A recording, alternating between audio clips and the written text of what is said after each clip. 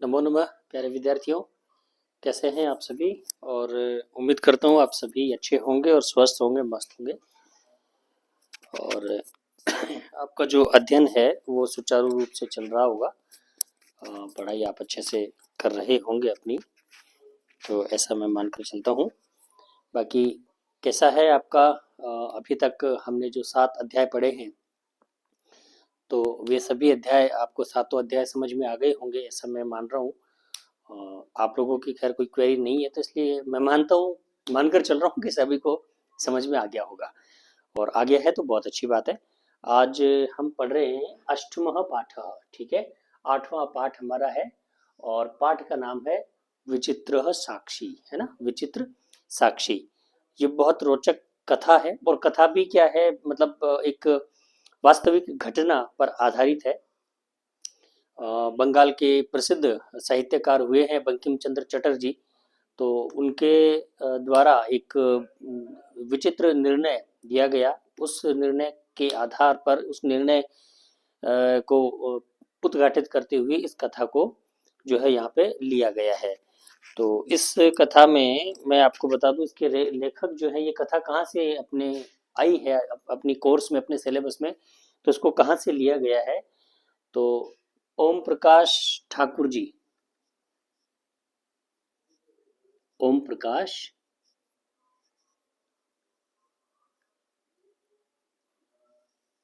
ठाकुर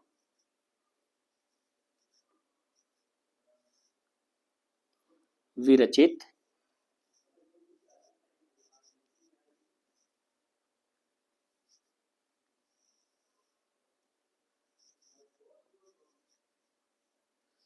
कथा का संपादित अंश।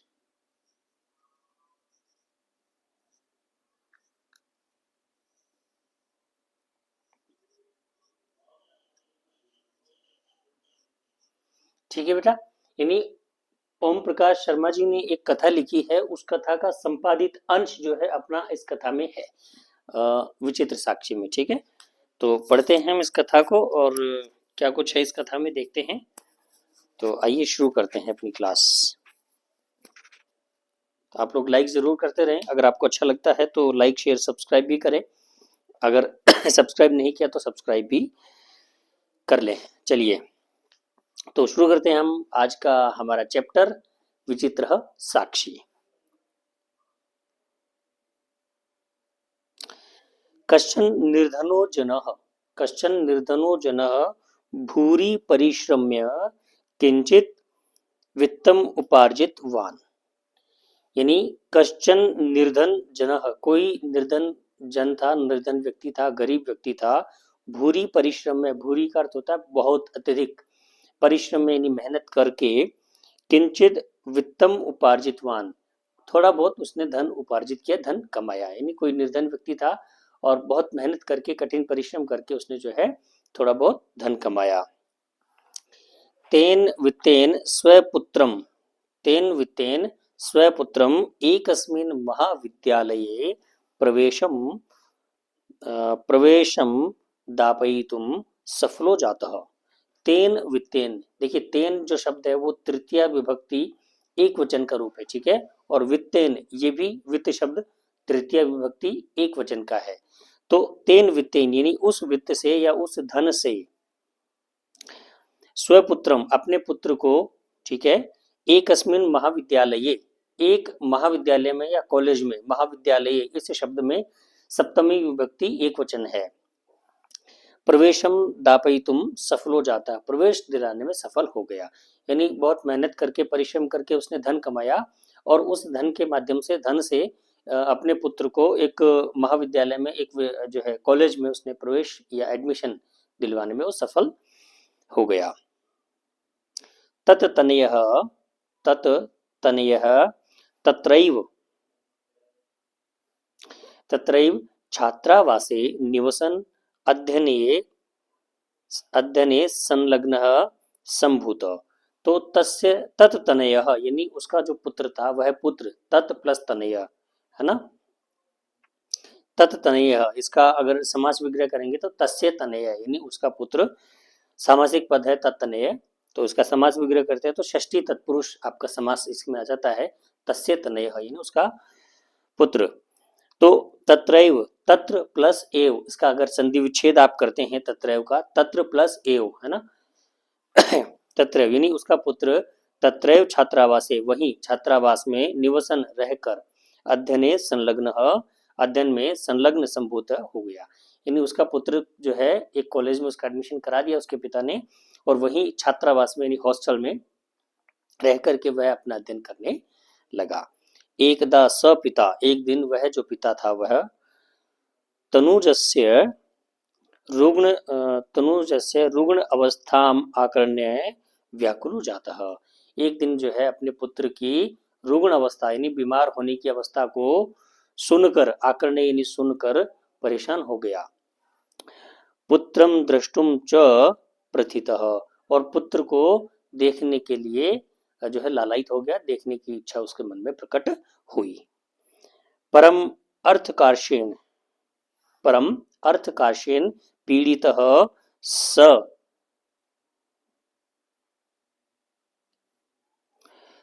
बस यानम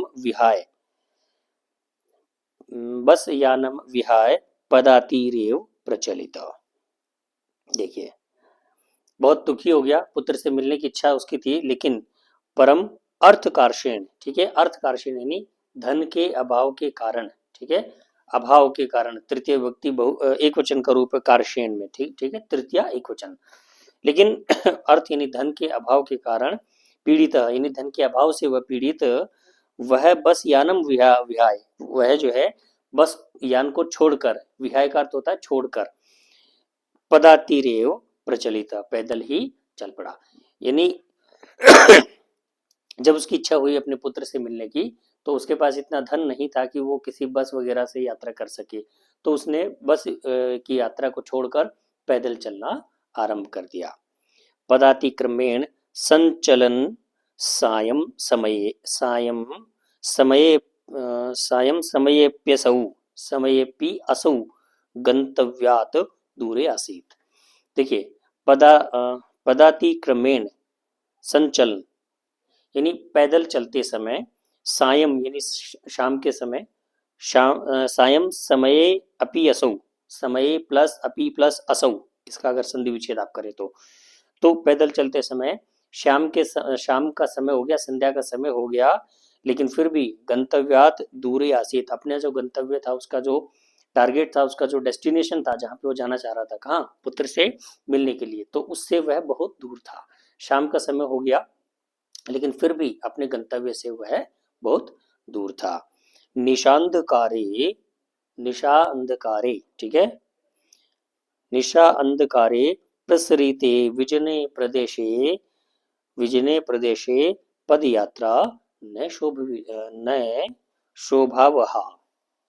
देखिए निशा अंधकारे, निशा प्लस अंधकारे, ठीक है, इसका अगर आप संधि विच्छेद करते हैं तो निशा प्लस अंधकारे, इसमें दीर्घ संधि आपकी लगती है, तो निशा यानी रात, निशा किसको कहते हैं, रात्रि को, तो रात्रि के अंधेरे में प्रसरित, रात्रि का अंधेरा फैला हुआ था चारों तरफ, विजने प्रदेशे पद यात्रा न शोभावजहा, यानी रात्रि के अंधकार में विजने कहते हैं सुनसान प्रदेश, तो रात्रि के अंधकार में सुनसान प्रदेश की यात्रा करना शोभा नहीं देता या हितकर नहीं होता है। एवं विचार्य सह पार्श्व स्थिते, ऐसा सोचकर वह पार्श्व पीछे स्थित ग्रामे, पीछे की तरफ स्थित गांव में रात्रि निवासम, रात्रि विश्राम करने के लिए कंचिद गृहस्थी उपागत्य, तो ऐसा सोचा उसने कि भी रात के समय में जो है विजय प्रदेश यानी सुनसान प्रदेश में यात्रा करना शोभा नहीं देता है, उचित नहीं है, ऐसा सोचकर वो पीछे की तरफ स्थित एक गांव में विश्राम करने के लिए एक घर के पास जाता है।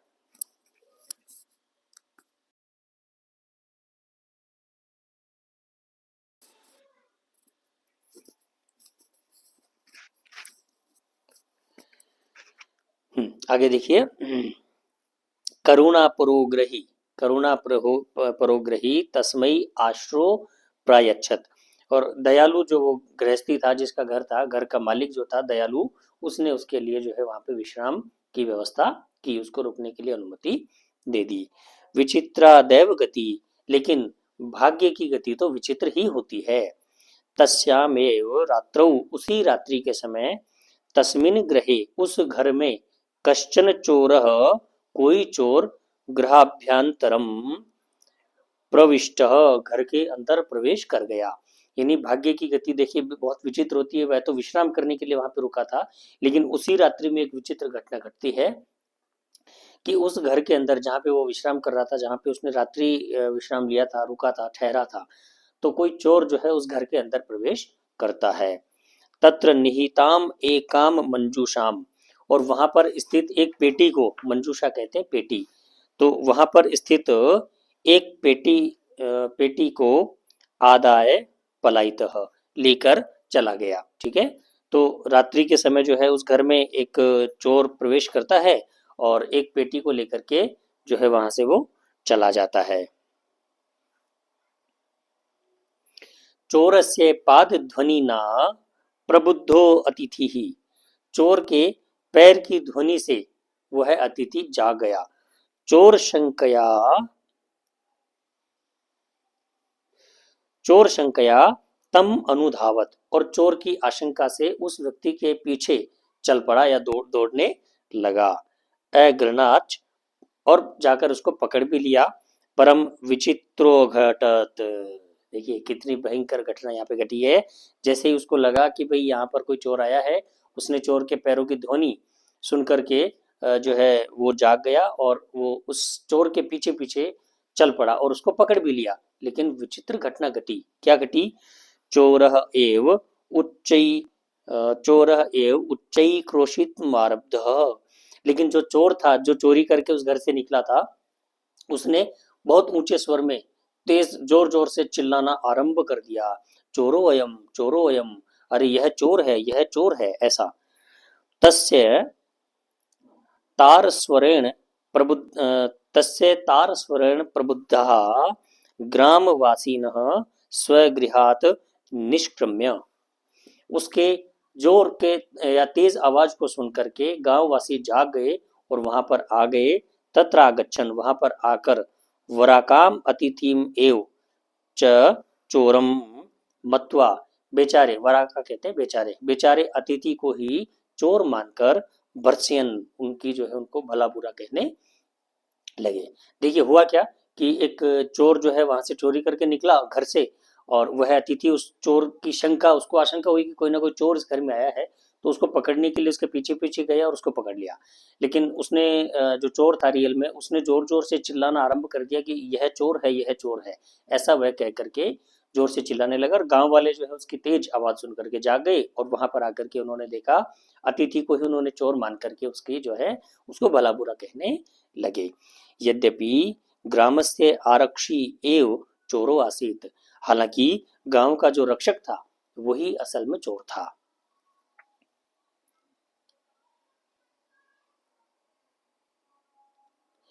तत्क्षणम एव तत्क्षणम एव रक्षा तत्क्षणम एव रक्षा पुरुषः तम अतिथिम चोरो अयम इति चोरो अयम इति प्रख्याप्य कारागृहे कारागृहे प्रक्षिप्यत। यानी उसी समय क्या हुआ कि रक्षा पुरुष यानी जो सिपाही थे, जो सैनिक थे, वो आ गए और उस अतिथि को ही चोर मान करके पकड़ के ले गए और कारागृह यानी जेल के अंदर उसको डाल दिया। अग्रिमे दिने, अगले दिन, सह आरक्षी चोरिया अभियोगे तम न्यायालयम नीतवान। अगले दिन क्या हुआ, वो जो सैनिक थे वो उस अतिथि को, उस चोर के अभियुक्त में जिसको पकड़ा था, उसको अगले दिन न्यायालय के समक्ष लेकर के गए। न्यायाधीशो बंकिम चंद्र उपाभ्याम पृथक पृथक विवरणम श्रुतवान। और न्यायाधीश जो थे बंकिम चंद्र महोदय जी, बंकिम चंद्र जी जो उसके जज थे, न्यायाधीश थे उस न्यायालय में, उन्होंने दोनों पक्षों का जो है अलग अलग जो है उनका तर्क सुना, अलग अलग जो है उनकी उनका उनका जो भी प्रकरण था उनकी बातें अलग अलग उन्होंने सुनी। सर्वं वृत्तम अवगत्य सह तं निर्दोषम अमन्यत। उन्होंने पूरी घटना को सुना और पूरी घटना को सुनने के बाद में उन्होंने जो है अतिथि को निर्दोष माना। उनको लगा कि यार ये अतिथि है, ये निर्दोष है, इसको व्यर्थ में ही फंसाया जा रहा है। और आरक्षिण च दोष भाजनम, और आरक्षी जो है, जो जो उसका रखवाला है गांव का, वो ही उसका क्या है, असल में चोर है, ऐसा न्यायाधीश महोदय को भी लग गया। किंतु प्रमाण अभावात सह निर्णयतुम न शक्नोत। लेकिन प्रमाण यानी साक्ष्य के अभाव में वो निर्णय करने में सक्षम नहीं थे, क्योंकि न्यायालय में तो प्रमाण चाहिए ना, गवाह चाहिए, वहां तो कोई ना कोई प्रूफ चाहिए। तो वो प्रूफ उनको नहीं मिला, तो उस प्रमाण के अभाव में वो निर्णय देने में सक्षम नहीं थे। ततो असौ तौ अग्रिमे दिने उपस्थापितुम आदिष्टवान।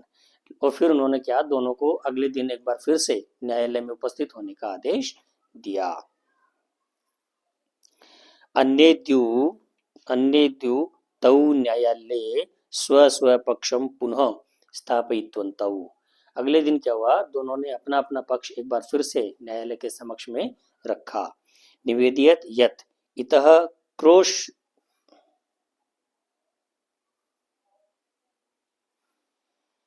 हाँ, तो दोनों ने अपना अपना पक्ष रखा। तदैव कश्चिद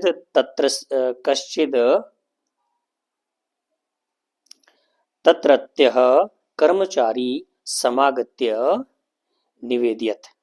तभी क्या हुआ, उस न्यायालय का एक कर्मचारी वहां पर आकर उसने जो है निवेदन किया। क्या निवेदन किया, इतः क्रोश द्वयंतराले, यानी यहाँ से 2 कोस की दूरी पर कश्चित जनः केनापि हतः, कोई व्यक्ति जो है किसी के द्वारा मार दिया गया है। ठीक है, जैसे ही दोनों का पक्ष सुन रहे थे न्यायाधीश महोदय, तभी एक कर्मचारी, उसी न्यायालय का कर्मचारी वहां पर आता है और उन्होंने कहा कि महोदय, यहाँ से 2 कोस की दूरी पर किसी व्यक्ति को किसी ने मार दिया है। तस्य मृत शरीरम राजमार्गम निकषा वर्तते। उसका जो मृत शरीर है, उसकी जो डेड बॉडी है, जिसको लाश बोलते हैं, वो राजमार्ग यानी सड़क के पास में पड़ा है। आदेशवंतम किम करणीयम इति, आदेश प्रदान करें कि उस मृत शरीर का क्या किया जाए। न्यायाधीशम आरक्षिणम अभियुक्तम च तम शवम न्यायालये आनयितुम आदिष्टवान।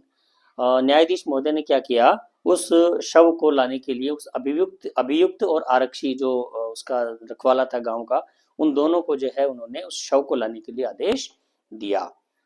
आदेशम प्राप्य उभौ प्रचलितम, और आदेश प्राप्त करके दोनों जो है उस शव को लाने के लिए चल दिए। तत्र उपेत्य काष्ठ पटले, तत्र उपेत्य यानी वहां पर पहुंचकर काष्ठ पटले निहितम पट्टाच्छादितम देहम स्कंधेन वहन्तौ न्यायाधिकरणम प्रति प्रस्थितौ, यानी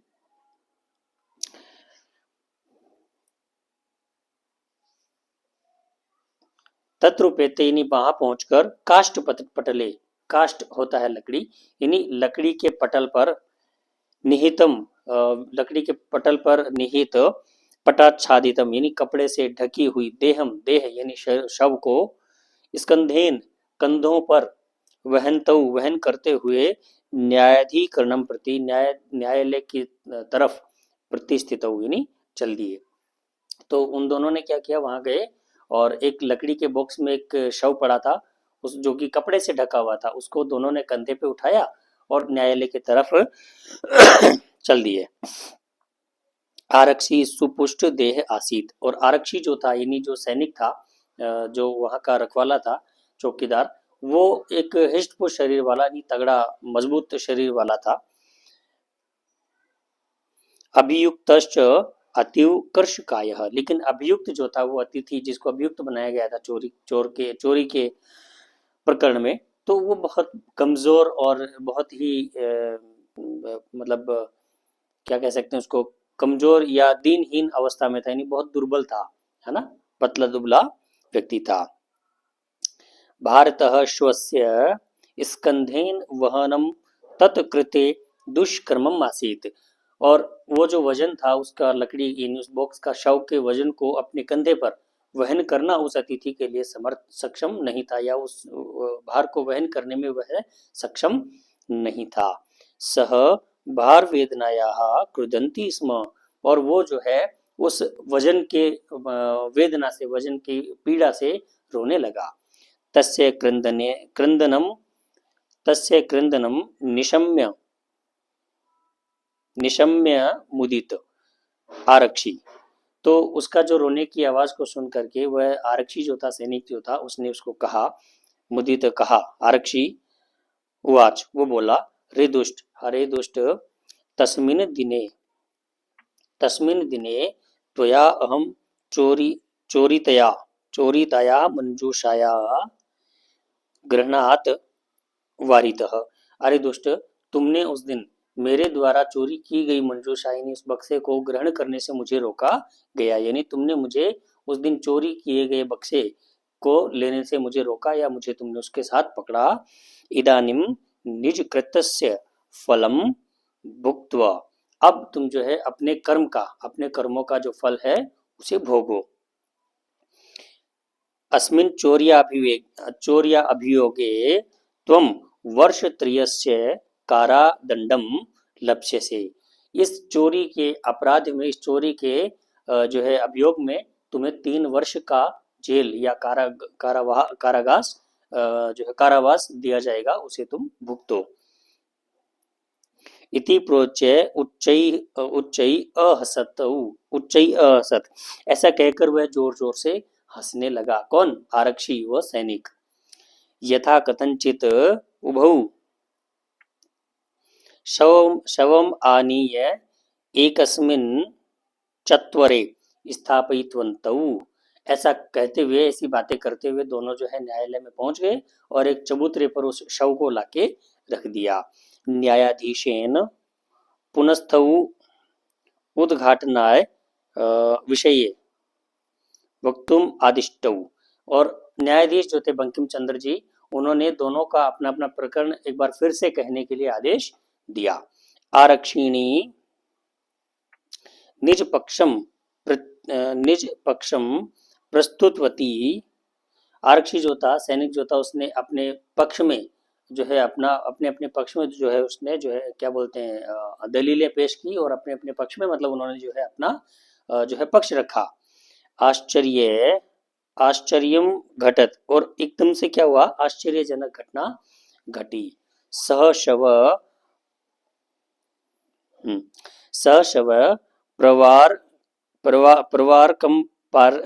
कंपारिया, यानी वो जो शव था जिसको वो लेकर के आए थे, वो एकदम से जो है कपड़ा उस पर जो ढका हुआ था उसको हटा करके एकदम से खड़ा हुआ। न्यायाधीश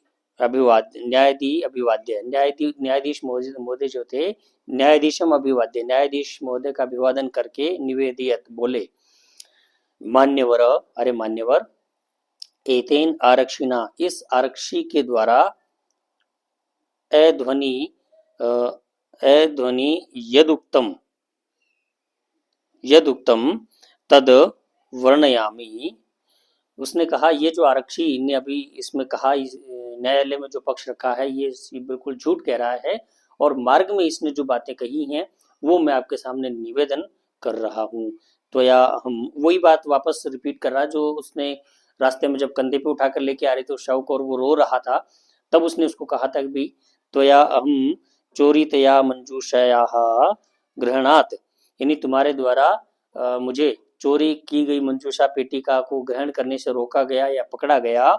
वारितः, अतः निज कृतस्य फलम भुक्त्वा, अब तुम जो है अपने किए का फल भोगो। अस्मिन् चौर्याभियोगे त्वम वर्षत्रयस्य कारादंडम लप्स्यसे इति।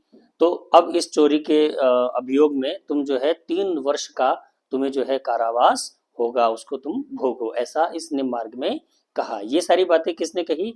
जो उस बॉक्स में एक शव लेटा हुआ था, हालांकि वास्तव में देखे तो उसमें कोई शव नहीं था। ये बंकिम चंद्र चटर्जी को न्याय करने का या उसका फैसला करने का एक उपाय था कि किस तरीके से इसमें दूध का दूध और पानी का पानी किया जाए, क्योंकि वो तो जानते थे कि अतिथि सत्य सत्य बोल रहा है और जो आरक्षी है, जो सैनिक है, वो झूठ बोल रहा है। लेकिन साक्ष्य के अभाव में न्यायालय भी मजबूर होता है, तो साक्ष्य के अभाव में निर्णय देना उनके लिए सक्षम नहीं था। तो उन्होंने पहले ही योजना बना ली कि उस बॉक्स के अंदर किसी अपने ही कर्मचारी को सुला दिया और उन दोनों को उठाने कर लाने के लिए कहा। तो जब रास्ते में सब बातें हो रही थी तो वो सारी चीजें उसने सुन ली और न्यायालय में आकर के उसने सत्य बता दिया कि भाई आरक्षी ने रास्ते में ऐसा ऐसा कहा। न्यायाधीश आरक्षिणे कारादंडम आदिश्य, और न्यायाधीश महोदय जो थे उन्होंने उस सैनिक को जेल जाने के लिए या कारावास का एक आदेश, दंड का आदेश सुनाया। तम जन्म ससम्मानम मुक्तवान, और वह जो व्यक्ति था, वह जो अतिथि था, उसको सम्मान पूर्वक उन्होंने छोड़ दिया, उन आजाद कर दिया। अतएवोच्चत, अब इसलिए कहा गया है, श्लोक है, दुष्कर्ण्याम अपि कर्माणि, दुष्कर्मान अपि कर्माणि मति वैभवशालिनः नीतिम युक्तिम समालभ्य लीलैव प्रकुर्वते। यानी ये इसमें कहा है कि बुद्धिमान जो व्यक्ति होते हैं, अपनी बुद्धि के द्वारा, बुद्धि से जो धनी होते हैं, वे बड़ी से बड़ी मुसीबत को, बड़ी से बड़ी संकट का जो समाधान है वो अपनी बुद्धि के द्वारा सहज ही, लीला पूर्वक, है ना, सहज ही, ऐसा ऐसा लगता है कि जैसे मान लो वो कोई खेल कर रहे हैं, खेल खेल में ही जो है उस समस्या को समाधान कर देते हैं, उस समस्या को सॉल्व कर लेते हैं बुद्धिमान व्यक्ति। तो ये आपका पाठ पूरा हो गया है प्यारे विद्यार्थियों, और मैं ऐसी आशा कर रहा हूँ कि आपको पाठ समझ में आ गया होगा। और कोई अगर क्वेरी है, कोई डाउट है, तो आप हमें ज़रूर बताएं। लास्ट में एक और मैं बात कहूँगा, चैनल को सब्सक्राइब नहीं किया तो सब्सक्राइब ज़रूर कर लें, और हर क्लास को लाइक ज़रूर करें।